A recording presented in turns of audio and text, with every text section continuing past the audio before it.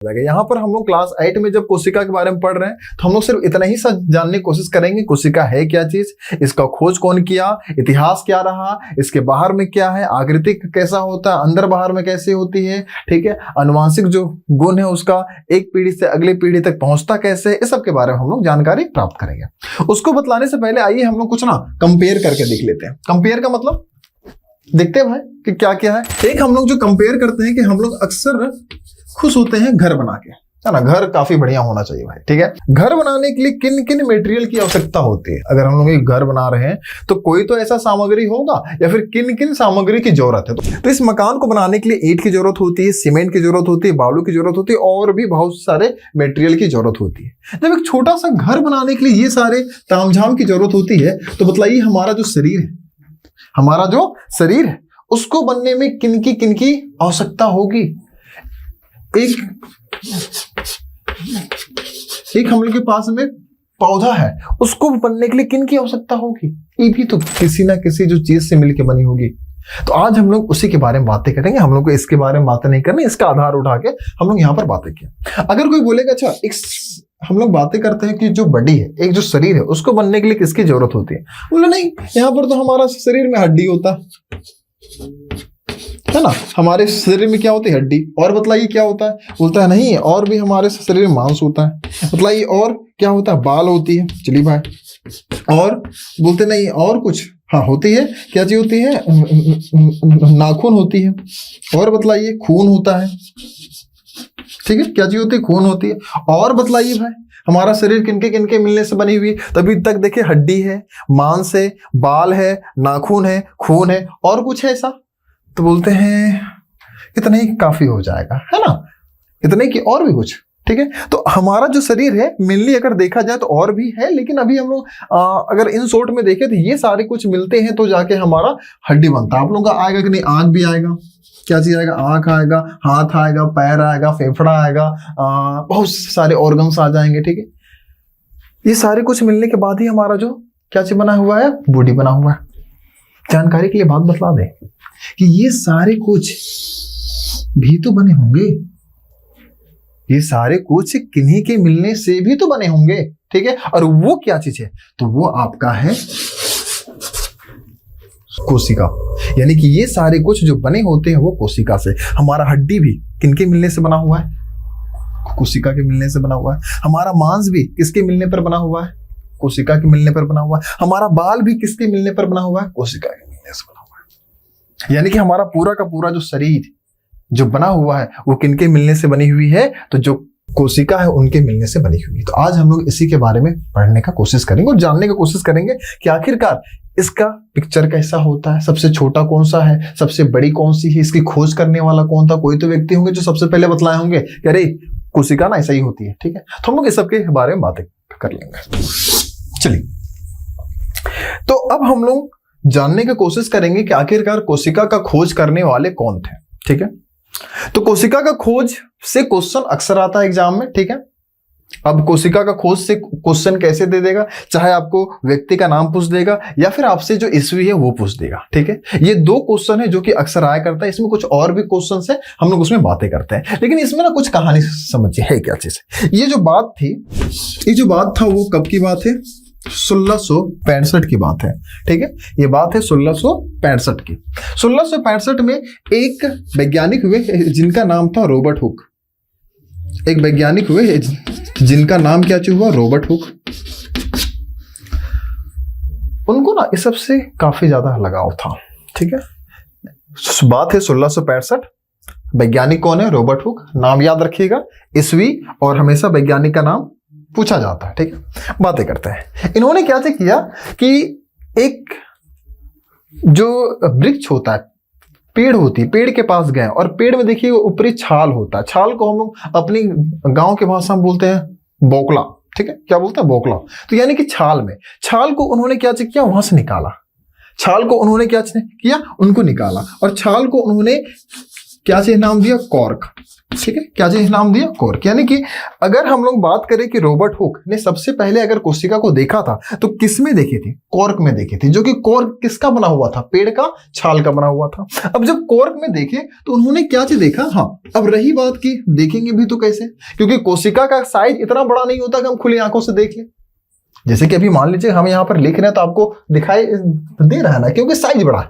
सोचिए अगर कोई चीज यहाँ पर बहुत छोटा हो, इतना छोटा हो, नैनोमीटर में हो, तो क्या हम लोग तो देख पाएंगे क्या?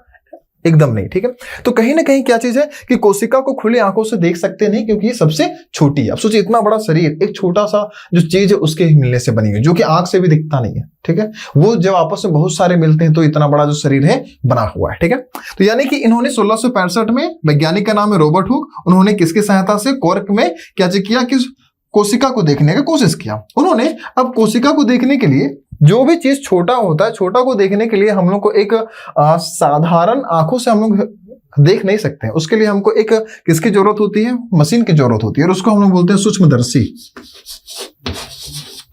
ठीक है, इसको हम लोग क्या बोलते हैं? सूक्ष्मदर्शी।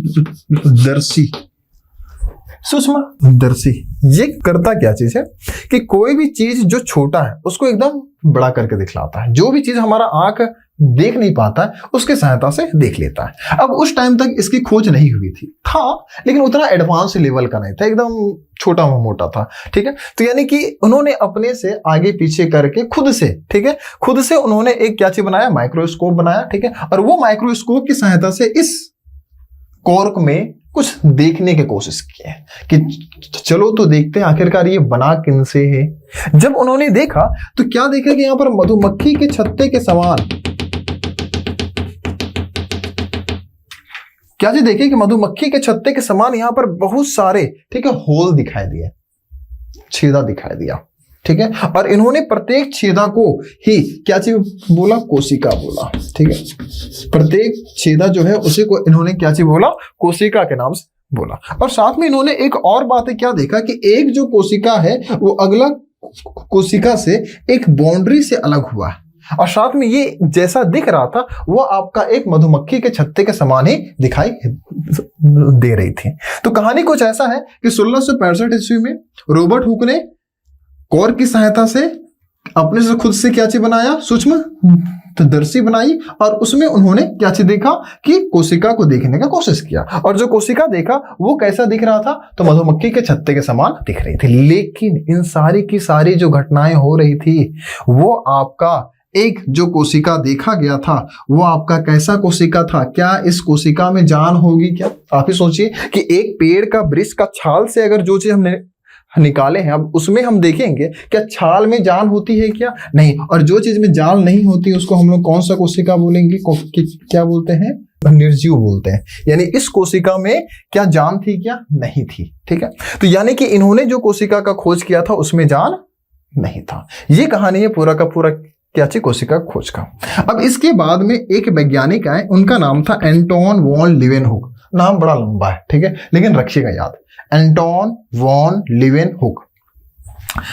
लिख दे रहे हैं, Anton van Leeuwenhoek.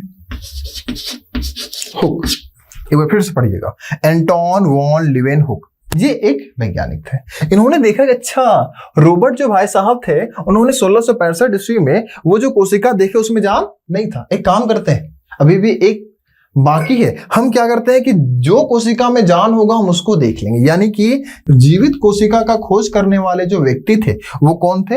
Anton van Leeuwenhoek. लेकिन जो रॉबर्ट हुक ने कोशिका का खोज किया था वो कैसा हुआ था? तो मरा हुआ कोशिका था। ठीक है, तो ये पूरी की पूरी जो घटनाएं हैं वो आपका किससे रिलेटेड है? कोशिका के खोज से रिलेटेड है। अब इसी में एक और भी बातें क्या जी पढ़ना है? कोशिका में था जान। ठीक है, इस कोशिका में जान थी। ठीक है, अगर हम इसके बारे में बात करते हैं फिर हम लोग आगे की ओर आएंगे और फिर हम लोग देखने की कोशिश करेंगे। तो अभी तक जो हम लोग बातें कर लिए वो आपका किसके बारे में था? कोशिका के खोज के बारे में। खोज के बारे में एक धैर्य से हम लोग देख लिए कि कौन कौन सी बातें यहाँ पर हो गई।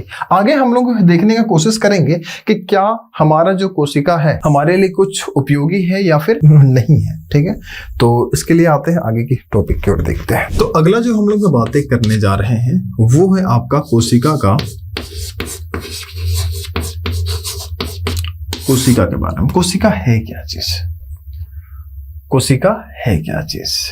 चलिए इसको ना एक प्रकार से समझते हैं कि कोशिका ना मेनली कितना काम हम लोग के लिए करता है? 2 काम। कोशिका कितना काम करता है? 2। एक हम लोग के लिए रचना करता है, यानी कि संरचनात्मक इकाई है।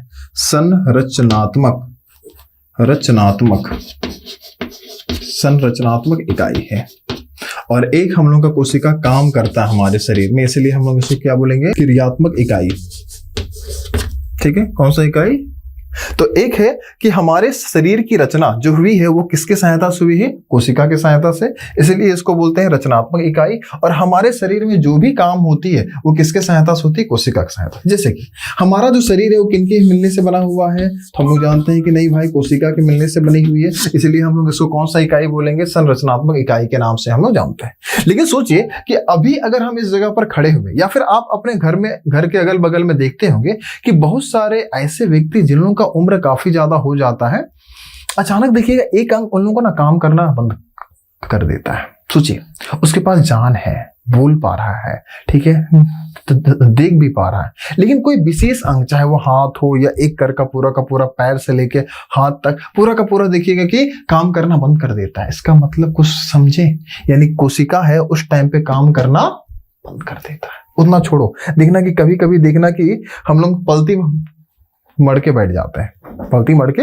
पैर पूरा पकड़ लेता है। खड़ा होते हैं तो लगता है कि अपने आप में भरोसा नहीं होता है कि पैर अब काम कर पाएगा। पैर पटकते हैं तो पैर एकदम भारी भारी टाइप का लगता है। ठीक है, यानी उस टाइम भी हम लोग का जो कोशिका है कुछ समय के लिए काम करना बंद कर देता है। उतना छोड़िए, आपको बतला दे कि कभी अगर आपका ऑपरेशन अगर हुआ हो, ठीक है, तो आप देखते होंगे कि डॉक्टर कुछ टाइम के लिए वहां पर इंजेक्शन देता है। इससे क्या होता है कि हमारा जो कोशिका होता है कुछ समय के लिए इनएक्टिव हो जाती है। इनएक्टिव का मतलब सब शांत हो जाता है। ठीक है, इसको कोई फर्क नहीं है क्या हुआ नहीं हुआ, हमको कोई मतलब नहीं है। ठीक है, तो यानी कि जैसे ही कुछ समय के लिए वो इनएक्टिव हो जाता है उसके बाद डॉक्टर लोग इसको फाड़ के सब काम कर लेता है। मतलब कि कोशिका का काम सिर्फ और सिर्फ संरचना करने का नहीं है, हमारे शरीर में क्या काम होगा कि नहीं होगा इसके बारे में भी बतलाना होता है। यानी कि हमारा जो कोशिका है वो कितने प्रकार की इकाई है? 2 प्रकार की इकाई है। एक को बोलेंगे कौन सा इकाई? संरचनात्मक इकाई, और एक को बोलेंगे क्रियात्मक इकाई। ठीक है, तो यानी कि हमारा जो शरीर है उसमें जो कोशिका के कितने काम है? 2 काम, यानी कि हमारे शरीर की रचना भी वही करता है और हमारे शरीर में जो भी काम होती है सब उसी के बदौलत हम लोग का होता है। तो ये था इसके बारे में। अब हम लोग देखेंगे कि आखिरकार हमारे क्या हम कोशिका को अपने आंखों से देख सकते हैं क्या? लेकिन उससे पहले आपको बतला रहे हैं कि हमारे इस क्या बोल सकते हैं कि पर्यावरण में, हमारा इस पर्यावरण में सबसे छोटी कोशिका कौन है, सबसे बड़ी कोशिका कौन है? क्योंकि क्वेश्चन इस जगह से भी आ जाती है, क्योंकि हमेशा देखिएगा 2 ही का वैल्यू होता है, एक जो फर्स्ट लाता है वो, और जो एकदम फेल हो गया वो, बीच का कोई वैल्यू नहीं होता। ठीक है, समझे? लोग अक्सर उसी के बारे में पूछता है कि क्या फर्स्ट लाया, हाँ, तो लोग उसको वैल्यू देता है, और वो फेल हो गया, ठीक है, लोग उसी के बारे में पूछता है, एक आगे और एक पीछे, बीच के बारे में पूछता नहीं। तो हम लोग भी बातें करेंगे कोशिका कितने बारे में? 2, एक सबसे बड़ी कोशिका और एक सबसे छोटी कोशिका के बारे में। चलिए, तो हम लोग को जो बातें करना है वो क्या चीज है? कोशिका का आकार, यानी कि कोशिका का आकार के बारे में बातें करेंगे। तो इसका आकार कितना से कितना जाएगा, आपको एक जानकारी के लिए बात बतलाते। जैसे कि अगर मान लीजिए कि आप एक एम को, एम का मतलब हो गया मीटर, 1 मीटर को 1 लिख के 6 0, 1 2 3 4 5 6, यानी आप इसको काउंट करोगे तो कितना हो जाएगा? इकाई, दहाई, सैकड़ा, हजार, 10,000, लाख, यानी कि 1 मीटर को 1 लाख भागों में बांट देंगे। सोचो, इमेजिन करो, मेरे पास कितना रुपया था? 1 रुपया था, और उस 1 रुपया को कितने भागों में बांट देंगे? 1 लाख भागों में बांट देंगे, और वहां से जो 1 भाग हमको मिलेगा ना, उसको हम लोग बोलते हैं माइक्रोमीटर। ठीक है, फिर से समझो, अगर मान लो कि मेरे पास कितना रुपया है, 1 रुपया। 1 रुपया का मतलब यहाँ पर कितना है, 1 मीटर है, ठीक है। 1 रुपया का मतलब क्या चीज है, 1 मीटर। एक जो मीटर है उसको अगर हम 1 लाख भागों में क्या कर दे, बांट दे, और 1 लाख भागों में बांटने के बाद जो एक टुकड़ा जो हमको मिलेगा, एक छोटा सा टुकड़ा, उसी को हम लोग क्या बोलते हैं, 1 माइक्रोमीटर बोलते हैं। और 1 माइक्रोमीटर कितना के बराबर होता है, 10⁻⁻⁶ के बराबर होता है। ये बातें आप लोगों को इसलिए बतलाएं क्योंकि अभी इस जगह पर इस्तेमाल होगा, ठीक है। हमारा जो कोशिका का आकार होता है वो कितना से कितना के बीच में वेरी करता है, तो 0.1 माइक्रोमीटर से लेकर के 1 m के 1 मीटर तक की होती है। यानी कि अगर सबसे छोटा कोशिका के बारे में बात करें तो वो कितनी होती है, 0.1 माइक्रोमीटर। अगर हम सबसे बड़ी के बारे में बात करते हैं तो वो कितनी होती है, 1 मीटर के बराबर में होती है, ठीक है। तो अब हम लोग अगर इसको ध्यान से देखें तो सबसे छोटी जो कोशिका होती है उसको बोलते हैं माइकोप्लाज्मा, प्लाज्मा, है ना, कैसे बोलेंगे, माइकोप्लाज्मा। सबसे छोटी कोशिका है, सबसे छोटी कोशिका, सबसे छोटी कोशिका, सबसे छोटी कोशिका, यानी कि सबसे छोटी जो कोशिका है वो कौन है, माइकोप्लाज्मा। इसकी जो लेंथ होती है वो कितना होती है, 0.1 माइक्रोमीटर का, ठीक है। लेकिन अगर हम सबसे बड़ी कोशिका के बारे में बात करें, सबसे बड़ी कोशिका, देखिए एक होता है बड़ी और एक होती लंबी, बड़ी और लंबी में अंतर होता है, ठीक है। तो हम लोग यहाँ पर एक बार बड़ी के बारे में बात करेंगे और एक बार बात करेंगे हम लोग लंबी के बारे में। तो अभी हम लोग बात करते हैं सबसे लंबी कोशिका के बारे में।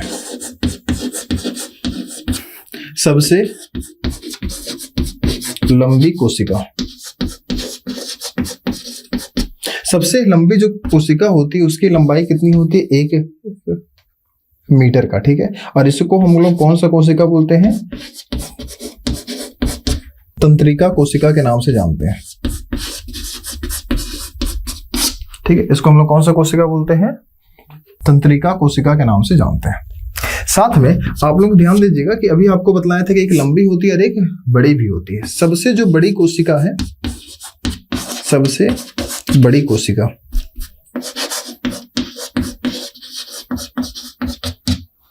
उसकी जो लंबाई होती है वो आपका होता है 17 सेंटीमीटर, ये आपका हो गया लंबाई। और जो उसकी विड्थ होती है, चौड़ाई होती है, वो होती है 13 सेंटीमीटर का, ठीक है।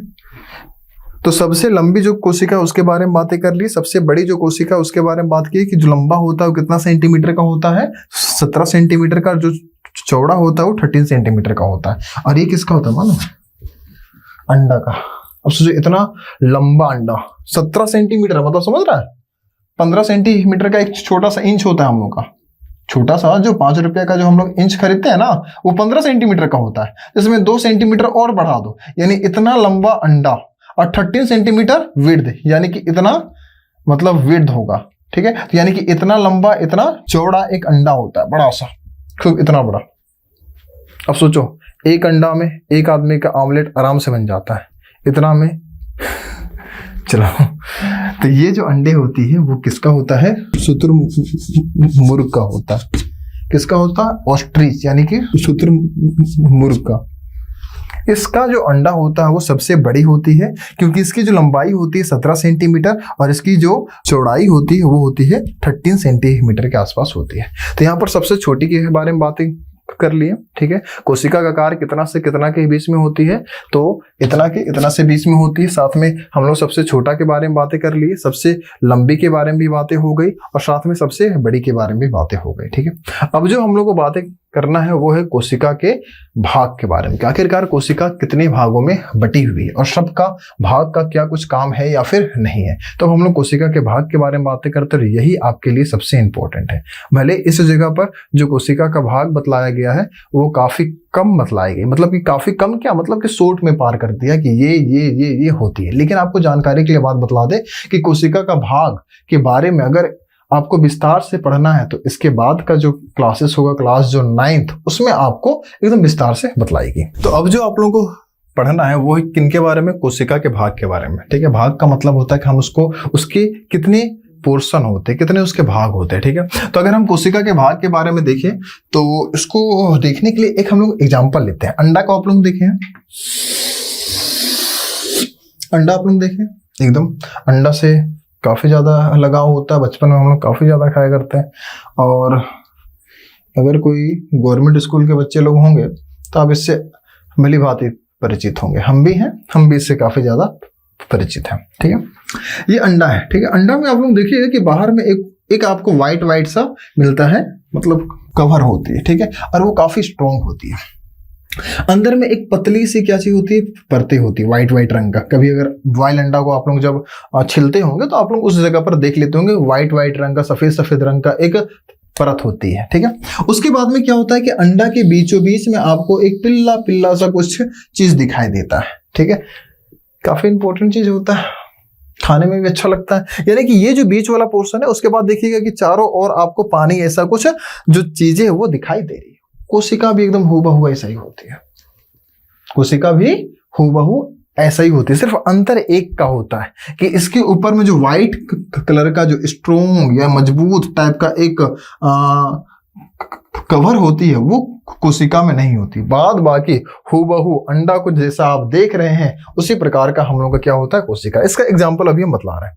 ठीक है, ध्यान दो, ऐसे ही हम लोग की कोशिका होती है। मान लीजिए कि हम अभी कोशिका को गोल बना रहे हैं। गोल इसलिए बना रहे हैं क्योंकि अभी बतलाएंगे कुछ कोशिका अलग होते हैं। ठीक है, एक होती है पादप कोशिका और एक होती है जंतु की कोशिका। तो जंतु की कोशिका गोलाकार पाई जाती है और जबकि पादप कोशिका के बारे में बात करें तो वो हमेशा मतलब कि चौकोर होती है।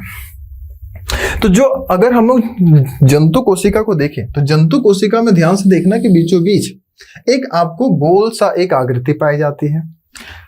इसमें भी गोल सा आकृति है, इसमें भी गोल सा आकृति। अभी नाम हम लोग जानेंगे कि क्या क्या नाम है। ठीक है, अभी बोले कि ये जो अंडा है उसके बाहर में तो एक मोटा सा क्या चीज होती है, कवच होती है। लेकिन इस मोटा कवच के अंदर में आपको व्हाइट रंग का एक पतली सी क्या रहती है, झिल्ली रहती है। उसी प्रकार से इस कोशिका के बाहर में भी क्या रहती है, एक पतली सी झिल्ली रहती है। ये भी मिल गया इसके साथ में, ये भी मिल गया इसके साथ में। साथ में देखना कि हम क्या बतलाएं कि इसके बीच में यहाँ पर एक पानी ऐसा पदार्थ पाई जाती है। अक्सर हम लोग जब आमलेट बनाते हैं तो उस टाइम पे इसको हम लोग ध्यान में देखते हैं ना, एकदम पानी टाइप का, लठा टाइप का होता है। तो उसी प्रकार से कोशिका के बीच में भी कुछ पानी ऐसा पदार्थ पाए जाते हैं। यानी कि कहीं ना कहीं अंडा से हम लोग का जो कोशिका एकदम मिलता जुलता है। ठीक है, आप लोगों को इसके बारे में कभी दिखला देंगे। ठीक है, अब इसको ध्यान से देखो कि जो सबसे बाहर में होगी तो इसको हम लोग क्या चीज बोलते हैं, झिल्ली। ठीक है, क्या चीज बोलेंगे, झिल्ली। अब ये कोशिका का है इसलिए इसका पूरा नाम क्या चीज हो जाता है, कोशिका झिल्ली। ठीक है, बाहर का था, बाउंड्री का था, और ये कोशिका का था इसलिए इसका पूरा नाम क्या हो गया, कोशिका झिल्ली। अब ध्यान दीजिए कि बीच का जो हिस्सा होती है, हम इसके बारे में बातें कर रहे हैं। ये जो बीच वाला हिस्सा होता है इसको हम लोग बोलते हैं केंद्रक। ठीक है, क्या चीज बोलेंगे, केंद्रक। बीच वाला जो हिस्सा होता है इसको हम लोग बोलते हैं केंद्रक। और जो यहाँ पर बीचों बीच में पाई जाती है पानी ऐसा पदार्थ, ठीक है, पानी ऐसा नहीं रहता, हल्का लठा टाइप का रहता है यहाँ पर। ठीक है, इसको हम लोग बोलते हैं कोशिका द्रव्य।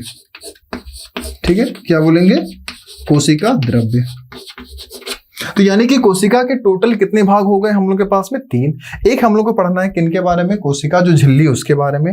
एक हमको पढ़ना है कोशिका जो द्रव्य है उसके बारे में पढ़ेंगे, और एक हम लोग पढ़ेंगे किसके बारे में, केंद्रक के बारे में। ठीक है, तो एक कोशिका झिल्ली, एक कोशिका द्रव्य, और एक किसके बारे में है, केंद्रक के बारे में।